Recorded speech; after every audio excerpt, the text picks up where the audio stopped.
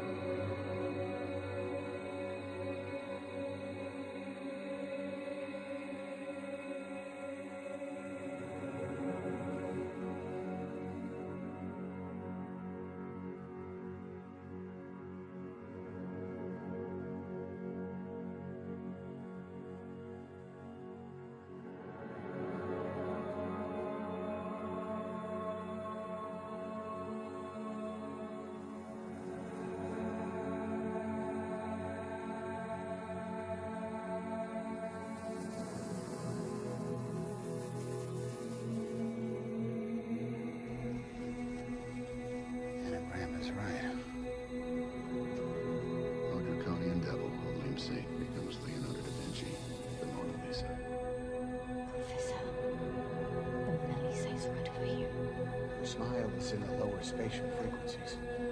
There horizon is significantly lower on the left than it is on the right. Why? Well, see, she appears larger from the left than on the right. Historically, the left was female, the right was male. The sacred feminine. So dark, the con of man. Is it another anagram? Can you break it? Moon, sermon, charms.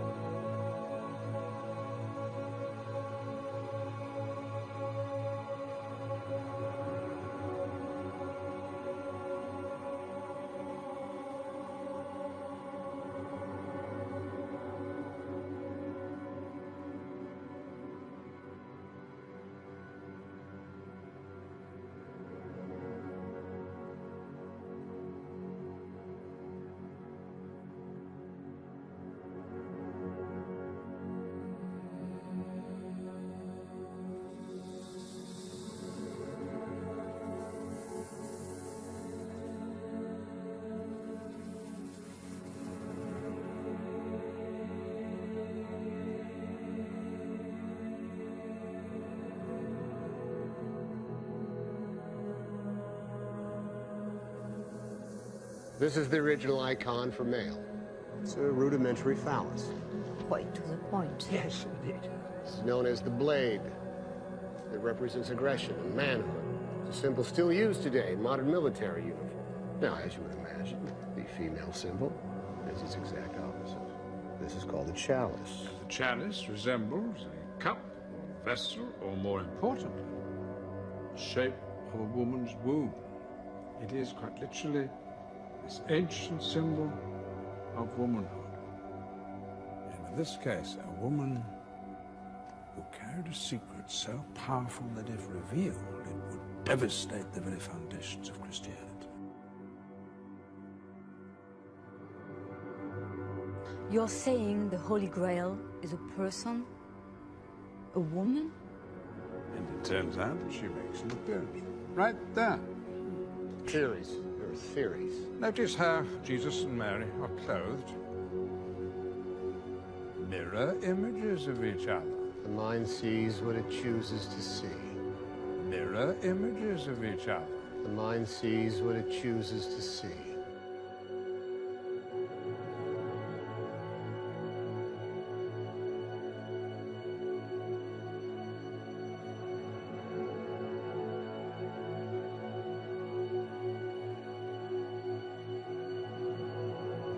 Mirror images of each other. The mind sees what it chooses to see. Now, my dear, the word in French for Holy Grail. Le Saint Graal. The Middle English sangria of the original Arthurian legend. Now, as two words. Can you translate for our friend? Sang Real, it means royal blood. Witness the greatest cover-up in human history.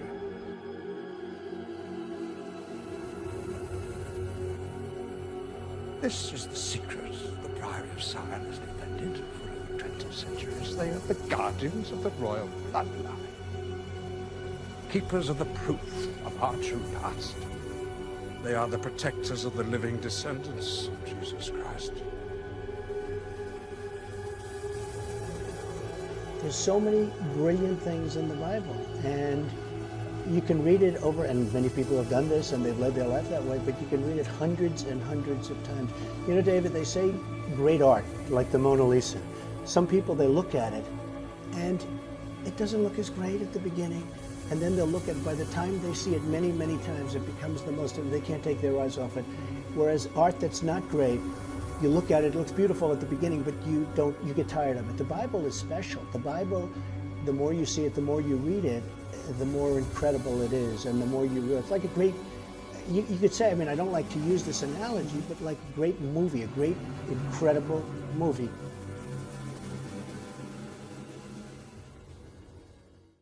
Ma, where are you? Oh, here I am. You're home? Home, I'm leaving. I've been here all the way. Let me look at you. Let me look at What do you think? I look good. You look wonderful. Listen, just be careful. Congratulations. I wish you lots of luck. I love you. Don't paint any more religious pictures, please. Be careful. God be with you. Bye, Ma. Don't paint any more religious pictures, please. Be careful. God be with you. Bye, Ma. Don't paint any more religious pictures, please. Be careful. God be with you. Bye, Ma. Don't paint any more religious pictures, please. Be careful. God be with you. Bye, Ma. Don't paint any more religious pictures, please. Be careful. God be with you. Bye, Ma. I'm the hand of Mona Lisa's skirt. I'm a surprise, Kevin. They don't see me coming. That's what you're missing. Then his other hand went up inside my skirt. You know, I could say, they'd say you don't cure, as an example, child molester. You don't cure these people. You don't cure a child molester. There's no cure for it. Pathological, there's no cure for that. Somebody I want you to meet. Kevin and Marianne Lomax. This is Senator Alphonse D'Amato, Ambassador Charles Gagano. In case you didn't know, these are the Republicans of New York. You know, Barjoon always overstates things. Donald Trump was supposed to be here tonight, but he had a business emergency. Probably Mark Zuckerman. In case you didn't know, these are the Republicans of New York. You know, Barjoon always overstates things. Donald Trump was supposed to be here tonight, but he had a business emergency. Probably Mark Zuckerman. Mr. Murdo? You're right. Mr. Murdo? For God's sake, man.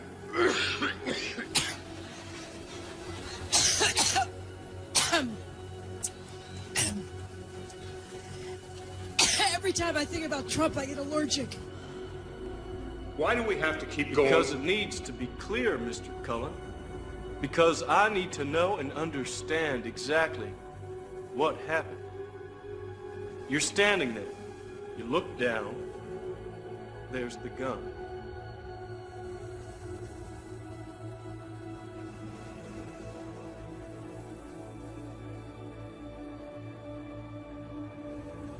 You kneel down to pick it up? You work late, you come home, you walk in, everybody's dead. It's not something you planned for. Stop. Back up. 2 prints by the gun.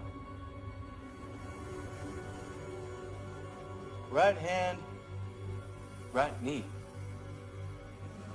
Right knee. We have been over this.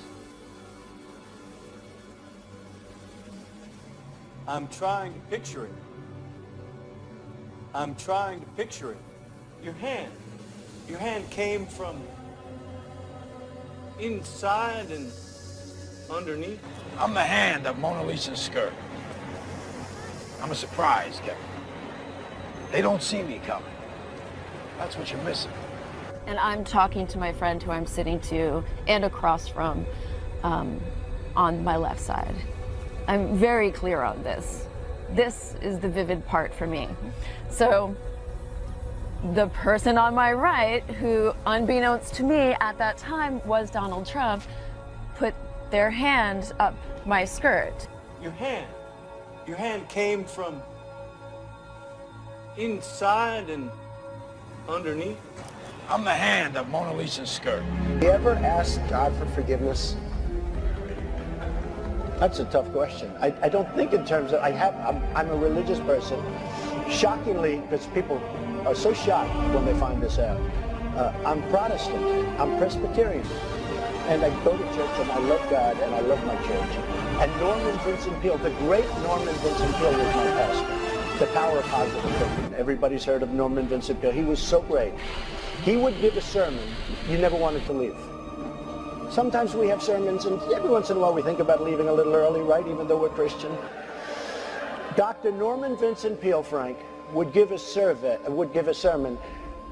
I'm telling you, I still remember his sermons. It was unbelievable. And what he would do is he'd bring real-life situations, modern-day situations, into the sermon. and you could listen to him all day long. When you left the church, you were disappointed that it was over. He was the greatest guy, and then, you know, he passed away, but he was a great, he wrote The Power of Positive Thinking, which is a great book. But have you ever asked God for forgiveness?